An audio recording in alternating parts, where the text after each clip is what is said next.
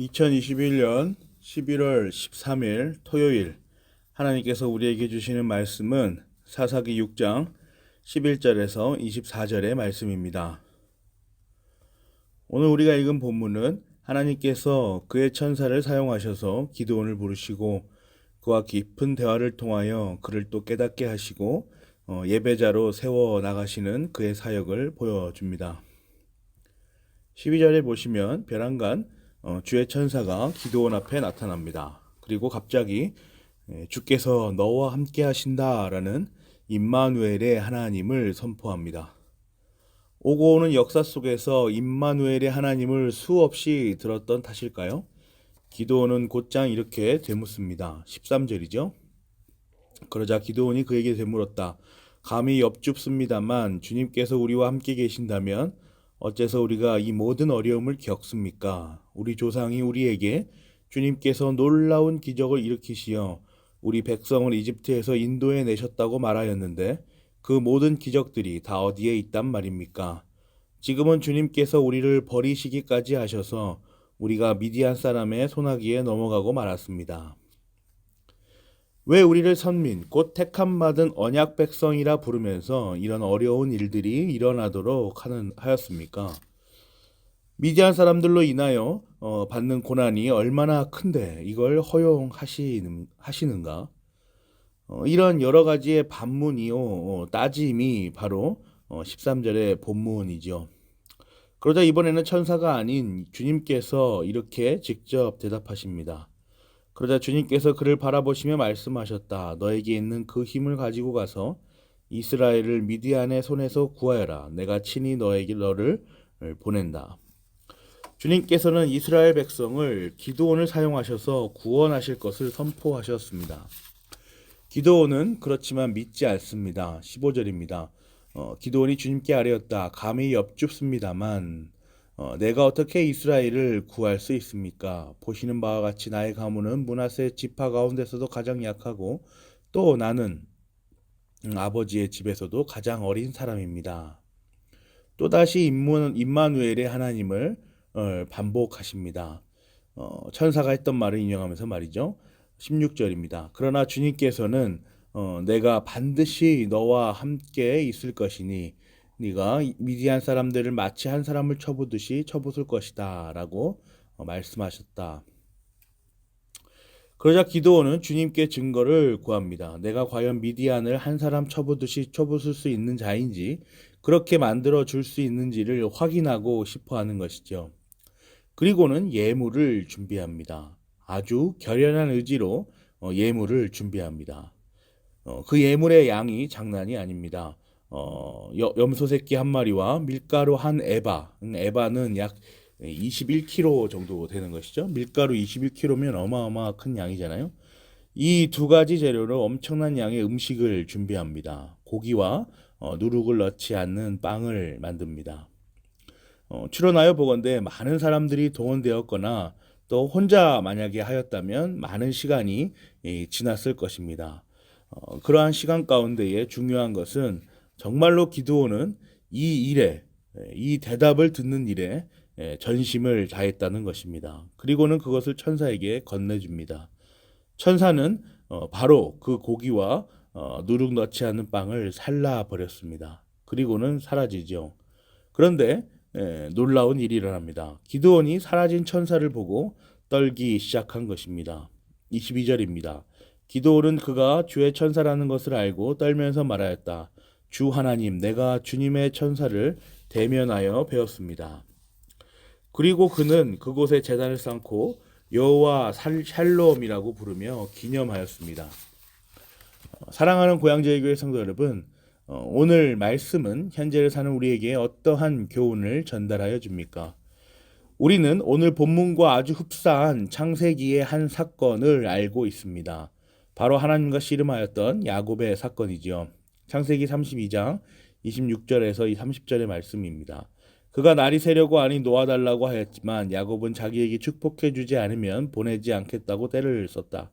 그가 야곱에게 물었다. 너의 이름이 무엇이냐? 야곱이 대답하였다. 야곱입니다. 그 사람이 말하였다. 네가 하나님과 겨루어 이겼고 사람과도 겨루어 이겼으니 이제 내 이 이름은 야곱이 아니라 이스라엘이다. 야곱이 말하였다. 당신의 이름이 무엇인지 가르쳐 주십시오. 그러나 그는 어찌하여 나의 이름을 묻느냐 하면서 그 자리에서 야곱에게 축복하여 주었다. 야곱은 내가 하나님의 얼굴을 직접 뵙고도 목숨이 이렇게 붙어 있구나 하면서 그곳 이름을 브니엘이라고 하였다. 기드온이 증거를 보여달라고 한 것처럼 야곱도 축복을 달라고 때를 씁니다. 둘 다 자기에게 필요한 것을 위하여 전심으로 하나님께 매달린 것입니다. 정말 알고 싶었던 것이죠. 그리고 기드온이 천사를 대면하여 죽을 것을 걱정하여 떨었던 것처럼 야곱도 하나님의 얼굴을 대면하여서 죽을 것을 걱정하며 떨었습니다. 이 사건들은 우리에게 무엇을 교훈하여 줍니까? 우리는 죄인으로서 가시적인 것들, 보이는 것들, 당장 눈앞에 샘하여지는 것들을 추구하며 살아갑니다. 그렇지 않으면 도무지 불안해서 살 수가 없는 존재자들이죠. 유한하기 때문에 그렇지요. 또 무능하기 때문에 그렇습니다. 그런데 하나님께서는 이를 아주 잘 아십니다. 우리의 이러한 속성들을 정죄하시거나 간과하시는 분이 절대로 아님을 야곱과 기드온의 사건을 통해서 우리에게 알려주고 계시죠. 분명히 우리의 이런 속성들을 알고 계십니다. 그래서 그 논리대로 따라 나서 주십니다. 그가 정말 내가 택한 백성이니 창조주지만 피조물이 말하는 바를 묻고 헤아려 주시며 이해해 주려고 하시는 것입니다. 오늘 본문에서도 기드온에게 보이셨던 방법이지요. 그의 논리대로 그가 원하는 대로 움직여 주셨고 야곱에게도 함께 씨름하여 주셨습니다. 그러한 무능하고 연약한 존재자들에게 그리스도를 가르쳐 주셨습니다. 예수 그리스도를 교훈하시는 것이죠. 그의 존재와 그의 사역을 하나하나 일러 주십니다. 아직 예수 그리스도께서 초림하시기 전부터 그의 존재와 사역을 알려주시지요. 야곱에게도 직접 나타나셨으나 죽지 않도록 하는 존재로서 그 은혜의 사역을 알려주셨고 오늘 본문에서는 출애굽 사건부터 이어져 오던 누룩을 넣지 않은 빵을 통하여 고기와 그 빵을 살라버리는 그 제단을 통하여 하나님께서는 예수 그리스도의 존재와 그 사역의 평화의 속성을 찬찬히 기드온에게 계시하여 주셨습니다. 기존에는 하나님인 줄, 하나님의 천사인 줄도 모르던 죄인의 무능함을 그와 함께 있는 대상이 누구인지 알게 하시며 두려워 떨 수 있게 하시고 완전히 새로운 존재로 바꾸어 주셨습니다.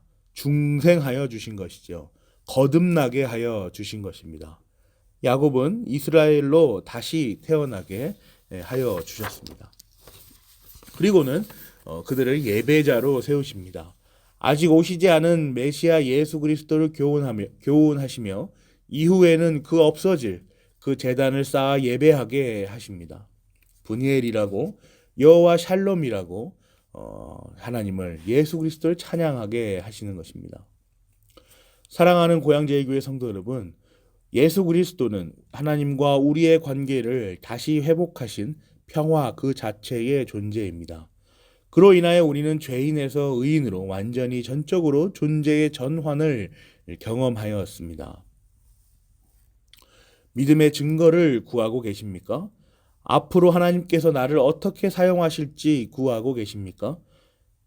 아니면 혹시 지금 내 주변에 일어나고 있는 일들이 무엇인지 하나님께 하나하나 아뢰며 고백하고 계십니까?